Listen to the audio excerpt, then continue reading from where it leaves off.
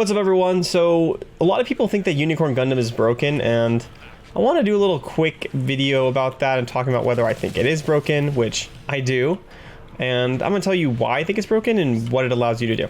So other characters, like inherently having a mass healer is dangerous, but it's not broken, right?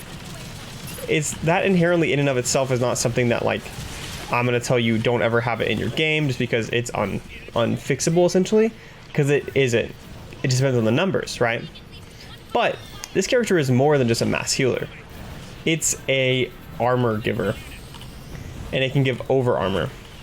And essentially what that allows it to do, that allows it to do more than just, you know, sustain teammates as they get injured. It allows them to do two more extra things. It allows them to get a huge advantage in poke battles. So like at the beginning of the fight when people are like skirmishing and they're poking damage into each other, if you have a unicorn and they don't, then that means you just have like a huge advantage when it comes to these poke battles. Oops, I literally shot that in the ground.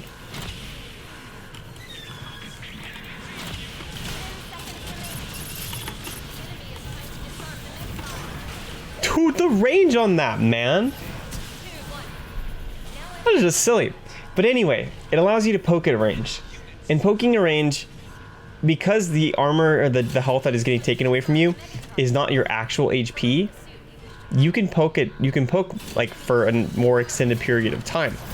And not only does it actually, you know, work like that essentially because it's very easily reobtained HP because of the fact that it's can just be obtained with getting another, like waiting another 13 seconds, right?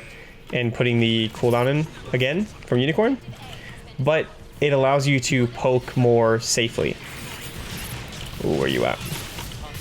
Since you have the ability to tank more damage in one instance because it's giving you over armor, you can do things like be a Pale Rider, get your over armor, be at 1300 HP, and then duel a gem sniper without risk of dying immediately. And so these two things together become, like, honestly really, really broken.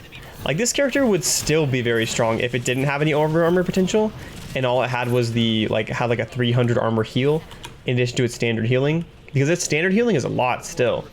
Like, considering how there's so much time in this game in which you're sitting around like wishing you had somebody to heal you, the fact that it just passively heals is really not bad at all. It's quite good, actually. We'll save you, buddy. And the character would be strong already, but then it's basically providing like a whole like extra set of capabilities, which is to stop your team from dying to things that they would die to otherwise. It basically turns everyone on your team into a tank when you use it. Like, I personally hate over armor because it also doesn't scale well, or scale at all, really. Because when you apply over armor to your team, like let's just say I apply 300 over armor to Sazabi, now it has 1700 HP. It's kind of, you know, an issue, but it's not really that big of a deal. But if I apply it to something like a Barbatos, or not a Barbatos really, but like a Zaku, or a Barbatos really, because Barbatos is just broken, but apply it to a Zaku or an Exia, now we're in the situation of not only is there a problem with giving this over armor, but it's giving disproportionately more over armor. It's not even scaled properly. So there's three core issues with it. We're giving extra over armor, we're giving okay, I'm a big fan of that. Remind me to make a video about that, guys. I hate how the ults of this game are so strong. Maybe we can get this kill here. Very powerful ult too, by the way. Where are we at? Where are the enemies at? It's hard to get distracted, but you know, it's important here. But anyway, so not only are we getting that over armor that is allowing us to just win poke wars, which you shouldn't really be able to do considering this is more of a brawl. Like, this should be a brawl character. This character should facilitate brawling, but instead it facilitates poking because I'm allowing my team to poke a lot better. So it's getting the same sort of role that something like Mercy in Overwatch does, or where like, you know, you increase damage at range, therefore increasing poke potential.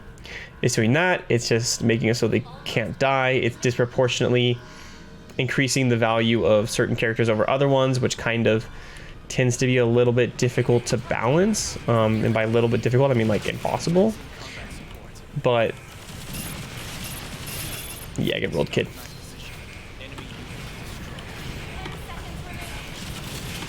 Oh no, just kill that guy.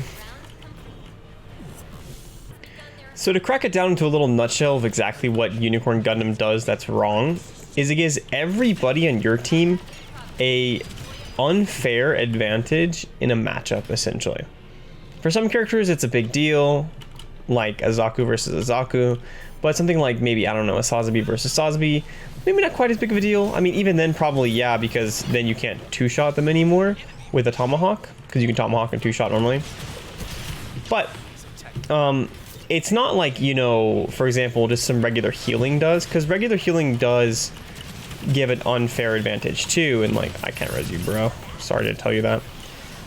It does give an unfair advantage also, but it's not like such an unfair advantage. Oh, what the heck?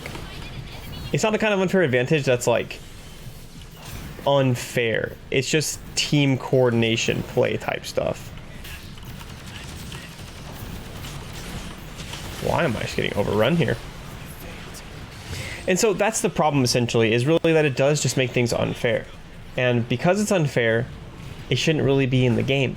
Meaning, like, you would have to have one on your team, essentially. Because something like healing, for example, can provide team value without being unfair. If you pop 300 healing onto a teammate, like everyone on your team, like assuming it was like 300 healing on everyone, that would not be unfair, because something like a Gym Sniper was still able to do what it could do. An RX-78 can still, more or less, could still 3-shot headshot. Dude, what is the range on this creature? A 3-shot headshot could still secure your, or a 3-shot headshot could still kill an RX-70 Gundam. It's all pretty much the same. But with the over armor, it changes that a lot. Just because you do have that armor sitting there, vibing. It's over armor, you know? It doesn't just be healing. You aren't required to take damage first, which inherently means that it's just always going to be more valuable, essentially, than HP. My character did more damage. And so, what do you do about that, you know? Because, you know, here I'm saying it's an issue, what do you do about it?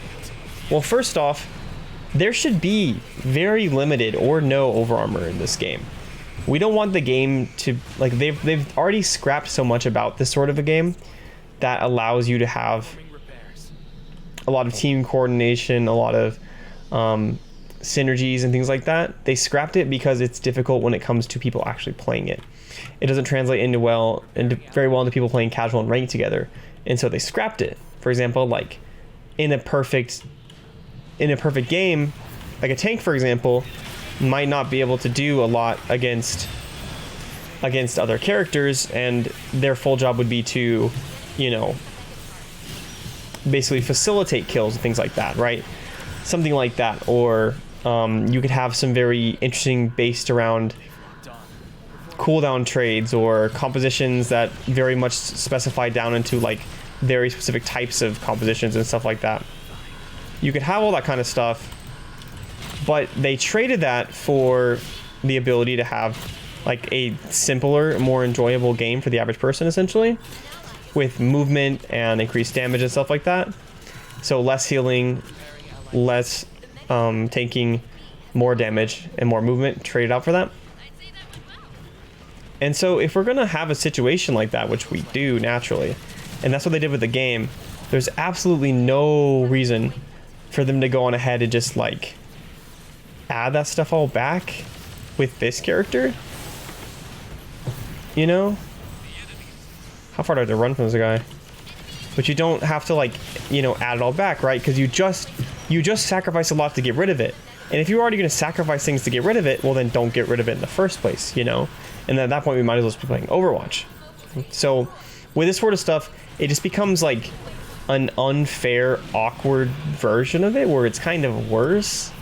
Whereas, like, at least in Overwatch, when you're both playing the game, like, yeah, it sucks a lot of the stuff that happens in that game, but at least you're playing like both of you understanding that you have to go for only like cooldown trades and stuff like that, and that you don't just get kills.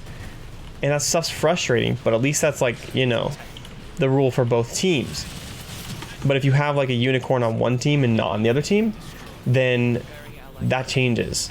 And in this game, even if you do have two unicorns, again, it's not like both teams are like having this good solid gameplay.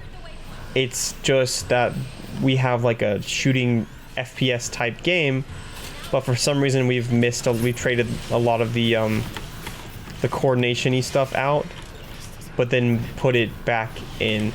So you'll have this too high sustain, and you'll have the need to trade cooldowns and stuff like that, but your characters can't really do it, and there's not organized dive compositions and brawl compositions and stuff like that. And so it just kind of puts this like really like awkward spin on the game. I'm really disappointed they have it. You need to remove it. So bottom line, to fix Unicorn Gundam, that needs to be taken out like immediately. It's not good for the game. It's not enjoyable.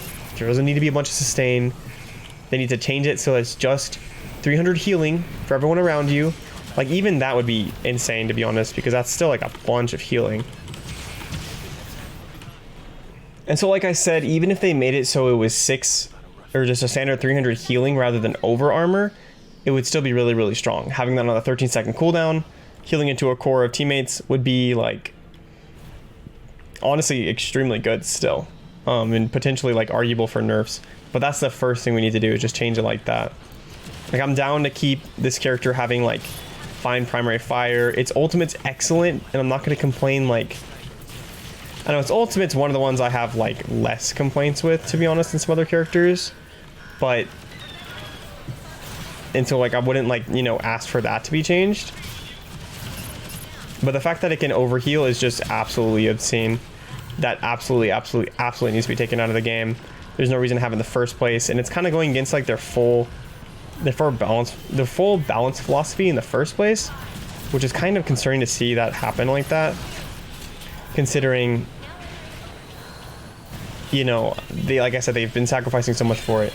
So it's kind of weird to see them do that in the first place.